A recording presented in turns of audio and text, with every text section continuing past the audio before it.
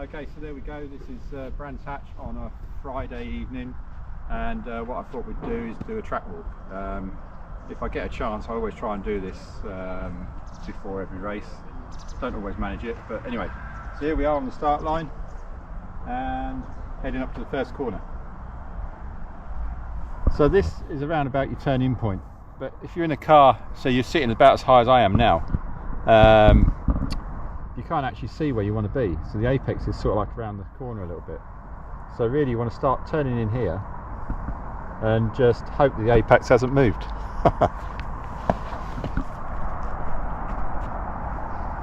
Actually, probably looking at it, I was probably turning in too early. It's almost when you get to here, you want to be turning in, and then you sort of like can see the apex. Yeah, if I turn in down there, I'm too early. Maybe. You've seen my driving. I drive it differently every time.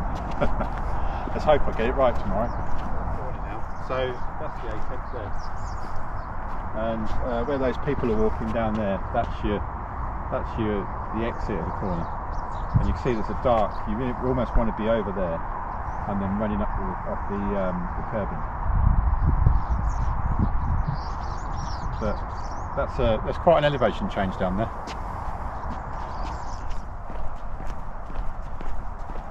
This is where you want to be. Ideally, this is where you want to be, and the car goes into a compression here, and if you look down there you can see where other cars are scraped along the bottom, and certainly in my car it really just sort of you can feel it scraping the floor, but if you look up towards Paddock Hill Bend, there's quite an elevation change. It's really trying to push you down here. Yeah, it's quite a scary corner. There's a lot of people go out in the gravel.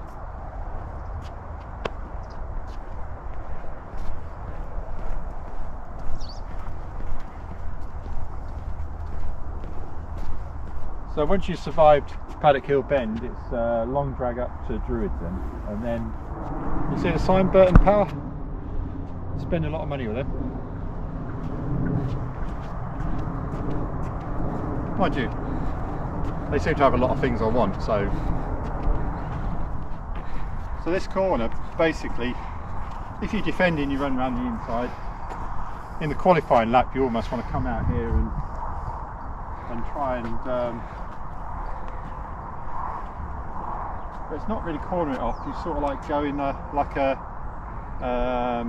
50-piece turn, so you hit it there. It's a curve, but you also got these. They're a bit like cowpats, really, aren't they? Needless to say, I don't really want to put a wheel on there. I did actually put a wheel on there once in the MG, and it didn't end well. I ended up over there somewhere.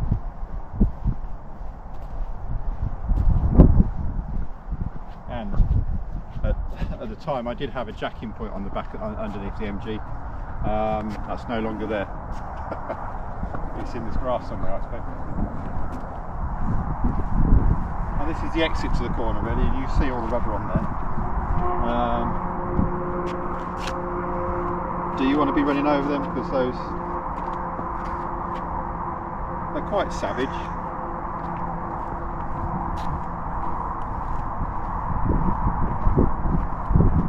Yeah.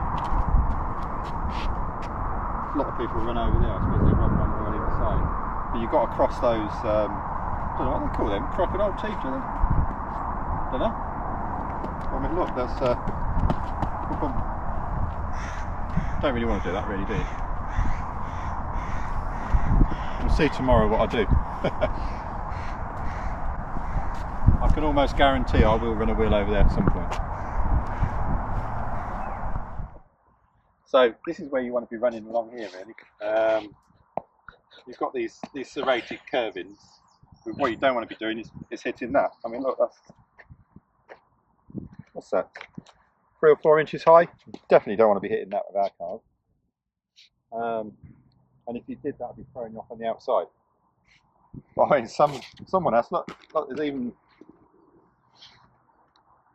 even rubber on the bollards. That's a bit extreme.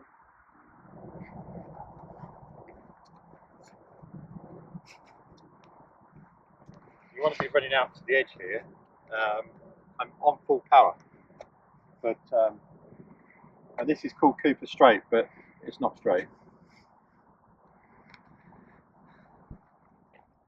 So you see these? I believe these are sensors, and then if you run over those, you get in trouble. I might be wrong. Okay, so we're coming along the Cooper Straight now, and we're trying to decide where we're going to brake for 30. And it's quite a tricky one, really. And I think last time I was here, I just overslowed the car, and then I was having to accelerate through. So maybe I have to carry a bit more speed this time. If I do that, I'll probably end up over the other side, but we'll have a little look. So in a qualifying session, you really want to be running alongside here, and then clipping the first apex. I believe there might be 2 apexes on this corner. The problem you've got in the race is if someone's had a good drive out of Graham Hill, they could be coming up alongside you. So we'll have to see. We'll have to see how we go in the race.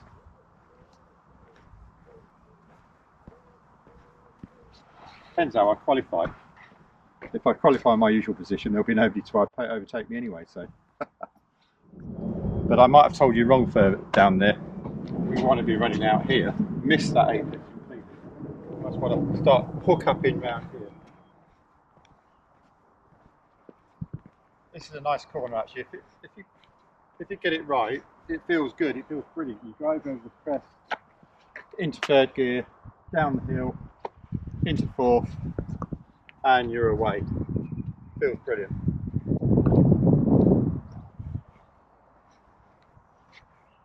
So I've got a friend that races a Cobra, a Shelby Cobra, and he said it's like releasing an elastic band up here because you just floor it and boom, bang! It's almost like it flies up here. I've never driven one then yet, but maybe one day.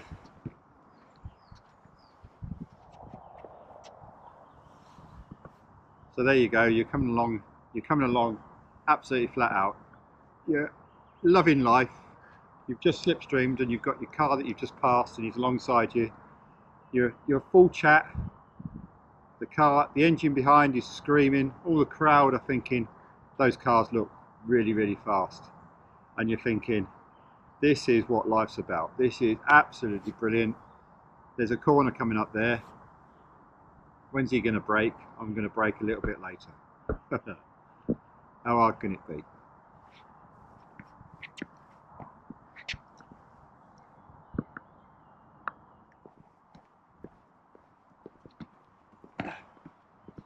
It's taller than you think it's going to be, but you wouldn't want to bring a double-decker bus around here, would you? So this is called Pilgrims Drop, and again, it's quite a drop here, and you've got to remember, we're going down here full chat. We could be doing 130, 135 maybe. Don't know. Depends what gearing you got on and how much drive you've got there. And so you're getting down there into the bottom there, and you're thinking, well, I've got a brake somewhere. Luckily, that's Hawthorns corner there. Luckily, it's faster than whatever I think, and I always go too slow through there. But it's uphill.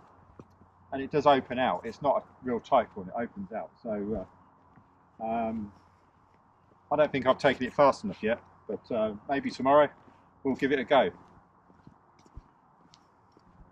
a nice big gravel. It's also interesting to note when you're walking around, you can see all the light boards. I mean, they're quite obvious when you're driving. Well, they're quite obvious to some drivers. I always do manage to see them, but maybe others ignore them a little bit. But the jury's out on the lights. I actually prefer flags, but I'm guessing with the lights, the race director in race control can actually. Actually, I don't know whether he does. I'll have to ask Gerald. So my brother Gerald's a marshal, and I'm not sure whether race control operate the lights or whether the marshal in the post does. We'll have to ask him.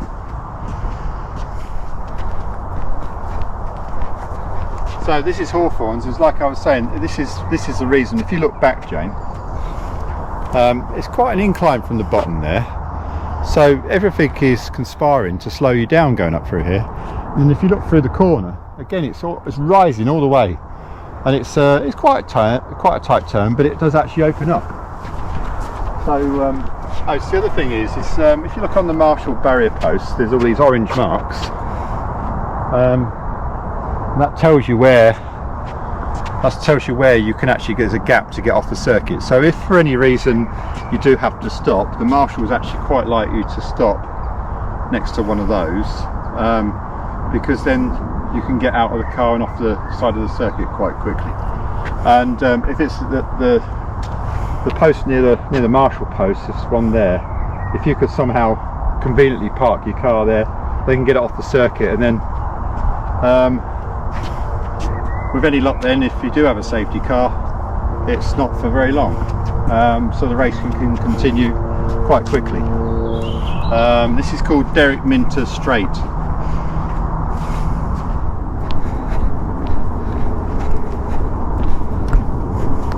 I think this corner is your classic slow in, fast out, but you can carry quite a lot of speed.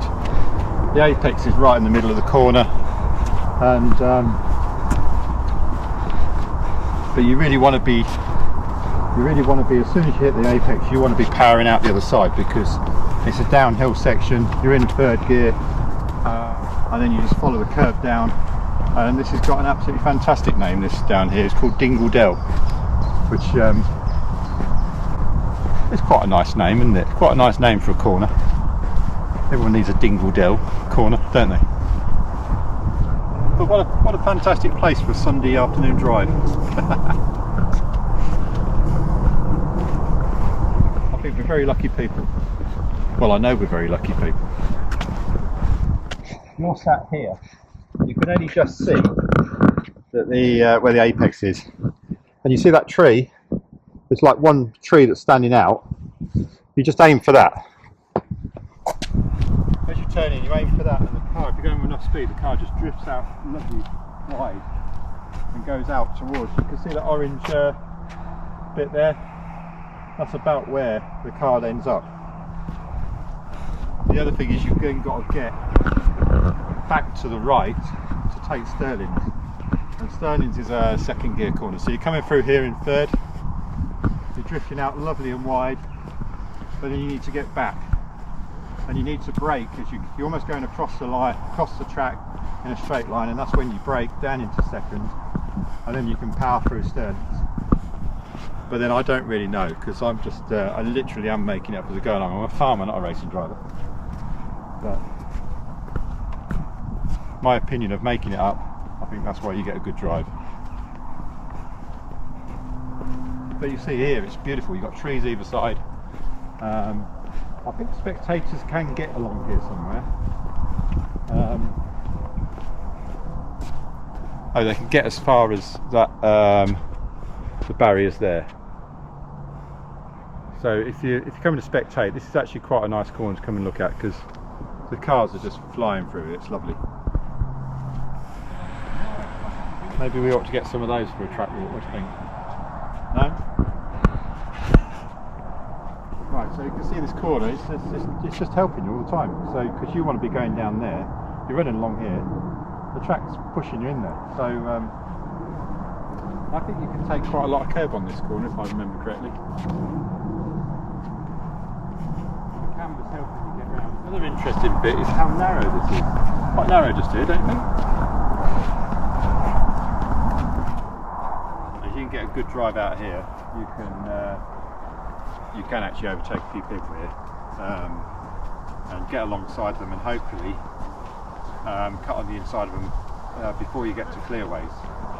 Actually, if you look there, it probably doesn't make any difference, but the track is higher this side than it is that side. I don't know what significance there is on that, but I don't know whether you can exploit that at all. I don't know. Just an observation.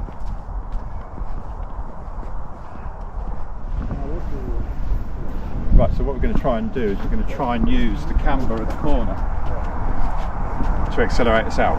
So we're going to be coming out wide here, quite a late apex, and almost aim for the, see where the white line comes across the road. So we're going to try and aim for there, and then allow the camber of the road to help us be on the power as well.